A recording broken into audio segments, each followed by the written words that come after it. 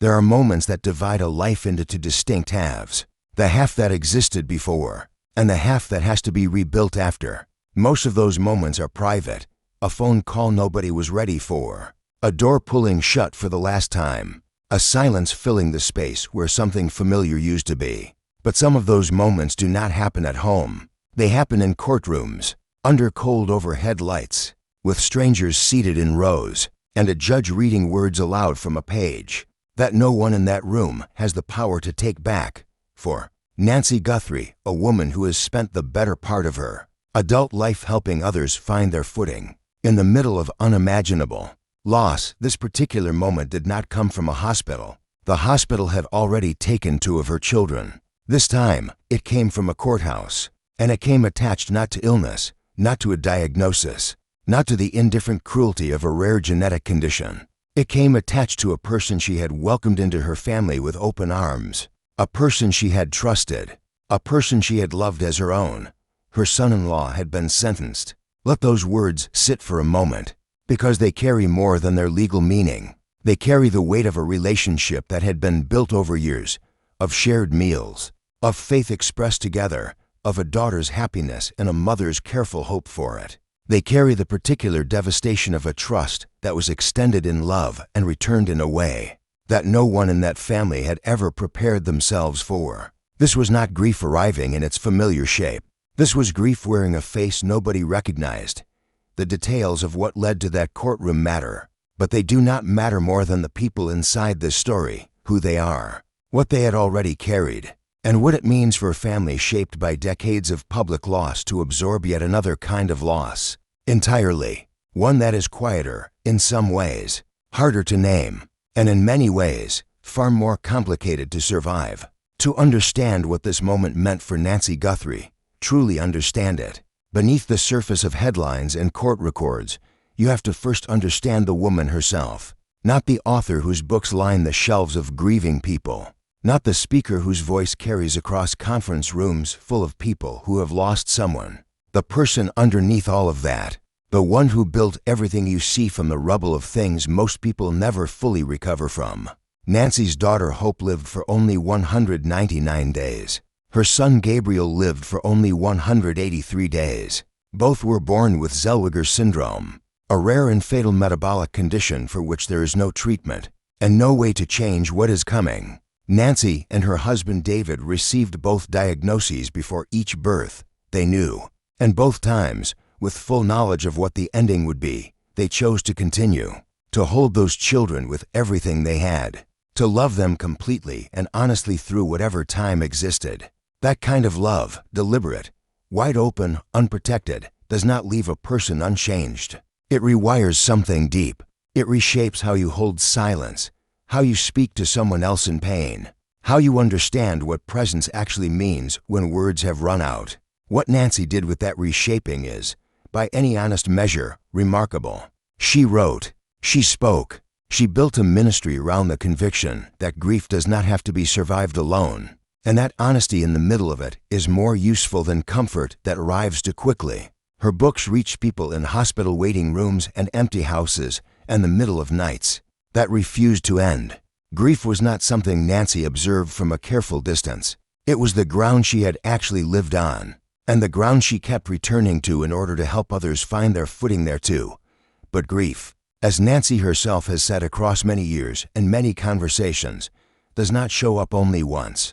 It is not a single event that a person moves through and then leaves behind for good. It returns, sometimes in forms that are recognizable, sometimes in forms that catch you completely off guard.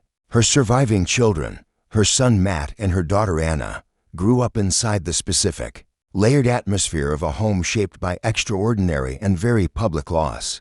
They were raised in faith and in love, and also in the shadow of siblings who never had the chance to grow up alongside them. Anna eventually married. She built her own life, her own home, her own version of the ordinary future that most young people quietly reach toward. The man she married came into the Guthrie family the way most people do, gradually, honestly, through the ordinary accumulation of time and presence. He was not a stranger. He was someone who had sat at their table, stood in their rooms, been trusted with the interior of a family, that had already survived more than most. That is the part that matters most when trying to understand what happened next, because the measure of how badly something breaks a family is almost always tied directly to how much trust was present before the breaking. And there was trust here. Genuine, established, years-deep trust, until something changed it entirely. For a period of time that is difficult to chart precisely from the outside, the Guthrie family's life moved forward in the way that lives do. Anna and her husband were building something together. Nancy and David continued the work that had defined their adult lives, the writing, the speaking, the daily ministry of showing up for people in crisis.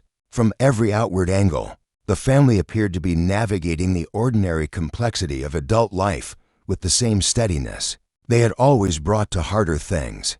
Nancy's public presence continued to grow during this period. She had become, by any reasonable measure, one of the most recognized voices in Christian grief ministry in the country. Her reach extended well beyond books, into podcast conversations, into conferences, into the kind of direct, personal engagement with suffering people that most public figures never attempt. She was not someone who had simply written about loss and moved on. She was actively present in it, year after year, alongside thousands of people who were trying to find solid ground. After devastating circumstances had removed it from under them, inside that public life, her family stayed private. Anna was not a public figure. Her husband did not appear on platforms or in ministry circles. They lived, as far as anyone on the outside could observe, in the quieter background of a family that had consciously chosen to keep certain things personal. That privacy felt natural. It felt right. But according to reports that would later come to light, something had been moving beneath the surface of that quiet for longer than anyone outside the family knew. Signs, the kind that are almost never legible until you are looking back at them from a distance, had begun to accumulate. The specific nature of those signs, and when people closest to the situation first began to recognize them, has not been fully disclosed in any public account. What is clear is that at some point, what had been invisible became impossible to contain.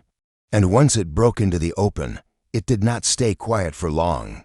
The moment a family member becomes the subject of a criminal investigation is a specific kind of rupture. It does not only affect the person at the center of the proceedings, it radiates outward, immediately and without warning, into everyone connected to them. The questions arrive before anyone is ready. Questions about what was known and what was missed, about what might have been seen and wasn't, about the line between trust and blindness. In most situations like this, the answers take a long time to surface, and in some cases, according to those familiar with the dynamics involved, they never fully do. According to reports, charges were filed against Anna's husband. The nature of those charges and the events alleged to have led to them constitute a serious legal matter. The proceedings that followed were neither brief nor straightforward. These things rarely are, particularly when the person at the center of them has been embedded deeply in the life of a family and a community for years. The unraveling is never clean for Nancy. The weight of this development is difficult to put into words with any real precision. Here was a woman whose entire life's work rested on the belief that loss could be named honestly and survived with integrity, who had taught others to resist the urge, to wrap pain in softer language, to look directly at what was in front of them and not look away. And now she was sitting inside something that resisted every framework she had carefully developed. This was not the grief of illness. It was not the grief of children taken by a condition that carried no moral dimension whatsoever. This was the grief of betrayal, of trust that had been real, extended genuinely, and returned in the form of harm. No detailed public statement from Nancy Guthrie addressing the charges or the proceedings has been made available. Questions have been raised by those who followed the case closely about the timeline of events and the circumstances surrounding them. No official conclusion beyond what the legal process itself produced has been offered publicly by anyone in the family. What the situation clearly did was place everyone in Nancy's immediate circle under a pressure that had no precedent in their shared experience, not even in the losses they had already, together, managed to survive. Because those earlier losses, as shattering as they were, arrived without any moral complexity. Hope and Gabriel did not betray anyone. Their deaths were the cruelty of biology, indifferent, impersonal, without agency. What Anna's husband stood accused of was a different category of pain entirely, and the distinction between those two kinds of loss is not small. It is enormous, and living inside it is its own particular form of suffering. When a sentence is formally handed down, the legal proceeding has technically reached its end. The documents are filed. The duration is recorded. The courtroom empties. But for the people who were not the defendant and not the judge, for the people who simply loved someone and are now left to carry what that love has become, there is no clean ending. There is no moment when the gavel falls and the grief stops. There is only the long, uncertain, unglamorous work of figuring out what comes next. According to reports, a sentence was handed down. The specifics of that sentence, its length, its terms, its conditions, represent the formal legal conclusion of the case against Anna's husband. But for Anna herself, the sentence meant something that no legal document has the language to capture. It was the official close of something that had begun with genuine hope and arrived, through a series of events that no one had foreseen, at a place that no one would have chosen. A chapter of her life, one she had invested in fully, was now closed in the most final way available to the law. For Nancy, it carried a different weight altogether. It meant standing beside her daughter in a grief that Nancy, for all her experience and all her years of walking others through loss, could not have specifically prepared for. There are no books that address this precise intersection. Being both a mother and a grief minister at the same moment, holding your child in a pain that your entire professional life has been spent trying to understand, and discovering that understanding does not remove the weight of it.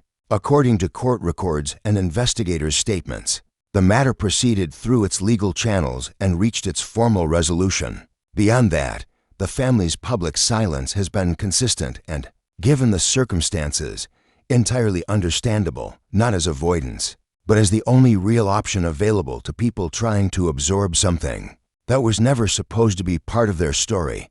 There is a kind of grief that has no category, no established name, no cultural ritual built around it.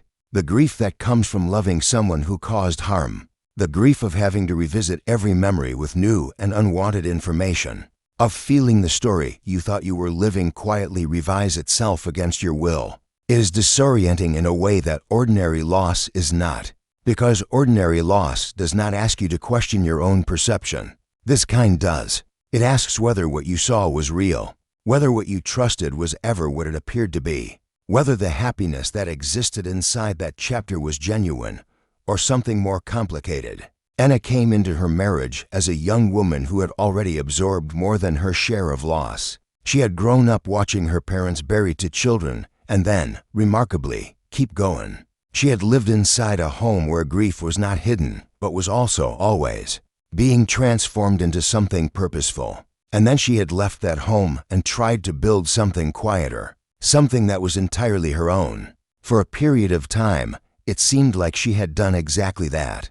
The sentence that was read aloud in that courtroom did not only close a legal case, it closed a chapter of Anna's life that she cannot reenter or revise. It added something to the Guthrie family's story, something that sits differently from what came before. Not because it is necessarily worse in some measurable comparison of pain, but because it arrived in a fundamentally different shape. It carried inside it the specific and complicated grief of having loved someone who, according to the findings of the court, caused real harm to others. Those who study the psychological impact on families in situations like this have noted, according to various accounts, that the secondary trauma can be significant and enduring. The work that follows a conviction is not simply emotional processing. It is a full reconstruction of identity, separating what you are from what someone else did, finding new ground to stand on after the ground you were standing on turned out to be something other than solid. That work does not happen quickly. It does not resolve on any predictable schedule, and it cannot be rushed by anyone outside the person doing it. For Nancy, who has spent her adult life standing beside others in the most painful seasons of their experience, this period has demanded something that her previous years of ministry could not have fully prepared her for. Not as a public figure, not as an author, but as a mother sitting with her daughter in a Silence that is specific and private and not yet ready to be shaped into anything useful or public or offered to an audience. There is a particular quiet that settles in the wake of a major legal proceeding. It is not peace. It is closer to the stillness that arrives after a storm has moved through, when the landscape has been altered and the damage is visible, and the work of understanding what remains has only just begun. For the Guthrie family, that work continues privately and without public documentation. Nancy has not stopped her ministry. She keeps showing up, the way she always has, meeting people in their grief even while living inside a version of her own that she has not spoken about publicly. That itself says something about the depth of the conviction she has carried for 20 years. That grief is survivable. That showing up for others is still possible even when you are also trying to find your own footing.